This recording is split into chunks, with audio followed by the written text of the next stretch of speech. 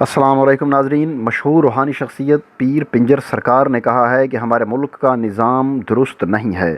ان کا کہنا ہے کہ جب 2018 کے الیکشن ہو چکے تھے اور وزیر اعظم نے ابھی حلف نہیں اٹھایا تھا تو 6 اگست 2018 کو میں نے روزنامہ جناح کو ایک انٹرویو دیا تھا اور اس میں نے یہ گریہ زاری کی تھی کہ ہاں صاحب، کشتیاں جلا دیں اور اس ملک کو کرپٹ لوگوں سے بچا لیں، کرپٹ لوگوں کو اپنے شکنجے میں لے لیں۔ اگر آپ کرپٹ لوگوں کو چھوڑتے جائیں گے تو آپ پھنستے جائیں گے، پھر آپ ان کو دبوچ نہیں سکتے۔ آپ نے میاں نواز شریف کو چھوڑ دیا، وہ برطانیہ میں بیٹھ کر علاج نہیں کروا رہا، بلکہ وہ کبھی بھارت میں مودی کو فون کر کے کہہ رہا ہے کہ میری مدد کرو، کبھی ٹرمپ کو مدد کے لیے فون کر رہا ہے، اور کبھی امریکی وزیر خارجہ مائک پومپیو کو مدد کے لیے فون کر رہا ہے، اور کبھی ترک صدر طیب اردگان کو فون کر رہا ہے۔ میاں نواز شریف، مجھے یہ بتائے کہ تمہاری کیا مدد کی جائے؟ تم نے جو ملک کو لوٹا ہے اور جو پیسہ ملک سے باہر لے کر گئے ہو وہ تم کو چھوڑ دیا جائے؟ کیا وہ پیسہ معاف کر دیا جائے؟ ان کو چھوڑنے والی بات چھوڑ دیں، یہ بات نہیں ہونی چاہیے، کسی کرپٹ کو نہیں چھوڑا جانا چاہیے۔ ناظرین، اس حوالے سے انہوں نے کیا کہا؟ مزید تفصیلات میں جانے سے پہلے ہمارے چینل کو سبسکرائب کریں اور بیل آئیکن کو پریس کریں، اور اس ویڈیو کو لائک، شیئر اور اس پہ کمنٹس ضرور کریں۔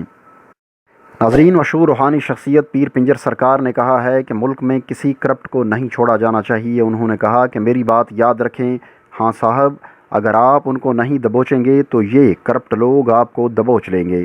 اس حوالے سے انہوں نے مشہور بزرگ حضرت جنید بغدادی رحمۃ اللہ علیہ ان کا ایک واقعہ سنایا کہ حضرت جنگل سے گزر رہے تھے، وہ دیکھتے ہیں کہ سانپ آگ میں پھنسا ہوا ہے، جدھر جاتا ہے ادھر آگے آگ لگی ہوئی ہے۔ حضرت جنید بغدادی یہ منظر دیکھ کر گھوڑا اس کے قریب کرتے ہیں، لاٹھی نکالتے ہیں اور سانپ کو اپنی لاٹھی پر رکھ کر آگ سے باہر نکال لیتے ہیں، جس طریقے سے ہاں صاحب نے تمام کرپٹ لوگوں کو باہر نکال دیا ہے۔ سانپ نے آگ سے باہر نکلتے ہی انہیں ڈسنے کی کوشش شروع کر دی۔ حضرت جنید بغدادی نے سانپ سے کہا کہ میں نے تمہیں آگ سے باہر نکالا ہے، ورنہ تم جل جاتے، اور تم میری نیکی کا یہ صلہ دے رہے ہو کہ مجھے ڈسنے کی کوشش کر رہے ہو۔ تو سانپ نے کہا کہ میں نے تمہیں آگ سے کب کہا تھا کہ مجھے باہر نکالو؟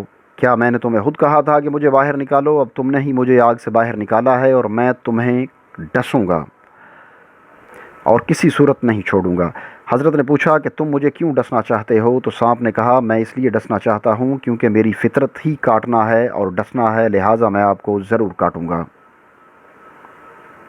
اسی لحاظ سے انہوں نے وزیر اعظم عمران خان سے کہا کہ یہ بھی موذی ہیں جن کو آپ نے باہر نکال دیا ہے، یہ اب آپ کو ضرور ڈسیں گے۔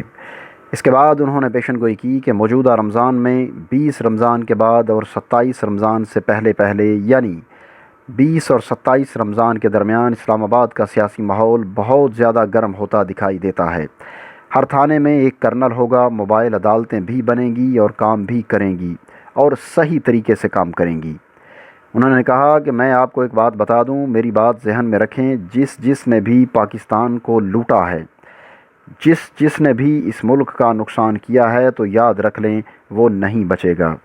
جس طریقے سے حضرت صالح علیہ السلام کی اونٹنی کو تکلیف پہنچائی گئی، تو کوئی کسی طریقے سے مرا تو کوئی کسی طریقے سے مرا، ان میں سے کوئی بھی نہیں بچ سکا اور سب لوگوں پر عذاب ٹوٹا تھا۔ جن لوگوں نے پاکستان کو لوٹا ہے اور پاکستان کو ذک پہنچایا ہے اور نبی کے دین کو ذک پہنچائی ہے، وہ نہیں بچ سکتے۔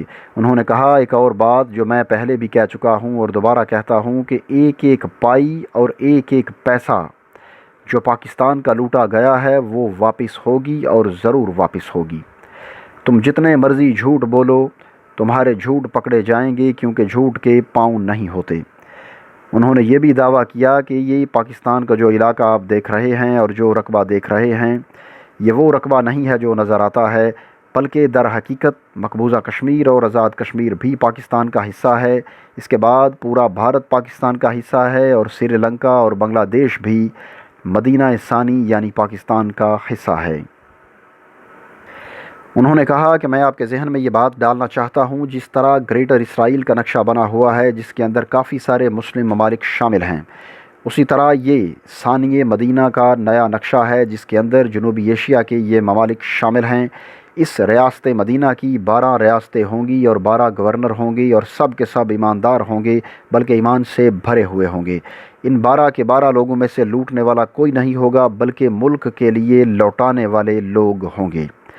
تو ناظرین، یہ تھی پیر پنجر صاحب کے حوالے سے نئی ویڈیو۔ امید ہے آپ کو یہ ویڈیو ضرور پسند آئے گی۔ آخر میں آپ سے دوبارہ درخواست کروں گا کہ ہمارے چینل کو سبسکرائب کریں اور بیل آئیکن کو پریس کریں اور اس ویڈیو کو لائک، شیئر اور اس پہ کمنٹس ضرور کریں۔ اگلی ویڈیو آنے تک کے لیے ہمیں اجازت دیجیے۔ اللہ حافظ۔